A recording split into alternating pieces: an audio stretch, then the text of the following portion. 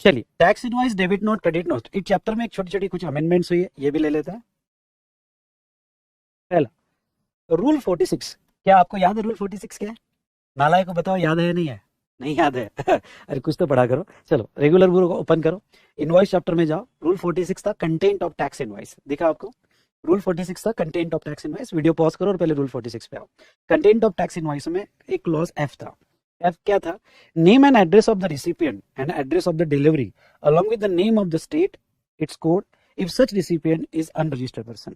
अगर जिसको आपने गुड्स या सर्विस प्रोवाइड किया और वो अनरजिस्टर्ड पर्सन है, तो वो सिचुएशन में यहाँ पे उसका नेम और एड्रेस आपको देना है, एड्रेस ऑफ डिलीवरी आपको देना है, along with name of the state and its code, ये भी देना है। Where the value of taxable supply is less than 50,000 rupees and the recipient requests that such details to be recorded in the tax invoice। मतलब अगर आपकी value 50,000 से नीचे होगी, 50,000 के ऊपर होगी देना ही पड़ेगा, लेकिन 50,000 से नीचे होगी तो वो केस में वो ऑप्शनल था, और रिसिपिएंट अगर चाहता है तो ही देना पड़ेगा। क्या देना पड़ेगा? Name and address of recipient, address of delivery along with the name of state code। Okay, if such recipient is unregistered और वैल्यू लेस देन 50,000 से नीचे है और वो चाहता है तो ये सारी डिटेल्स देना पड़ेगा। लेकिन अब क्या हो गया, मतलब 50,000 के नीचे के ट्रांजेक्शन के लिए वो ऑप्शनल था, कंपलसरी नहीं था। इसमें क्या हो रहा था कि कुछ सर्विसेज थी, जैसे एक प्रोविजो ऐड किया, प्रोविजो देखो क्या ऐड किया। ओके, ये प्रोविजो इंपॉर्टेंट है, ये ऐड किया गया है। Provided that where taxable services supplied by और through an ECO, electronic commerce operator, अगर ईसीओ सर्विस दे रहा है और by online information database access retrieval services यानी OIDAR सर्विसेज होगी।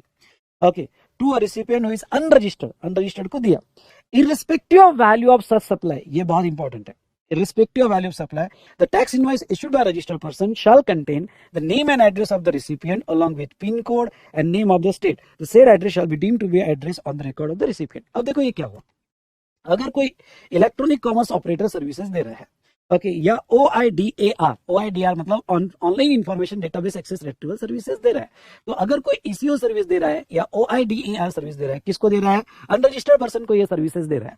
तो वो सिचुएशन में यहाँ पे आपका नेम, एड्रेस, ओके, एड्रेस, उसके बाद में स्टेट और स्टेट पिन कोड, ओके, ये चीजें 50,000 के नीचे अगर ट्रांजेक्शन होगा तो ऑप्शनल इस बात पे थी कि अगर रिसिपिएंट मांगेगा तो ही देना पड़ेगा सारा डिटेल्स, नहीं तो इतनी सारी डिटेल्स देने की जरूरत नहीं है।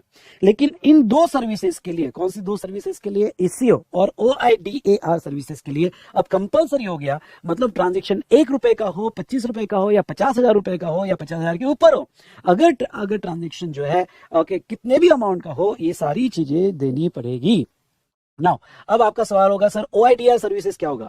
मतलब जो ऑनलाइन सर्विसेज दी जा रही है, online database access retrieval services मतलब क्लाउड सर्विसेज हुई, अगर किसी को लिखना है OIDAR सर्विसेज मतलब क्लाउड सर्विसेज हुई, नेटफ्लिक्स की सर्विसेज हुई, ऑनलाइन गेमिंग की सर्विसेज हुई, ऐसी जो ऑनलाइन डेटाबेस के बेस पर सर्विसेज दी जा रही है उनको OIDAR सर्विसेज कही जाती है। और अब समझ लो अनरजिस्टर्ड बच्चे को दिया जा रहा है, गेमिंग की सर्विसेज है, नेटफ्लिक्स की सर्विसेज है, जो भी होगा ये इंफॉर्मेशन बिल कितने का भी हो आपको पूरी देना पड़ेगा। तो चलिए दोस्तों, ये हमने देख लिया regarding to ECO and OIDAR services. Reason for amendment दिया, जरूर पढ़ना, आपको मजा आएगा।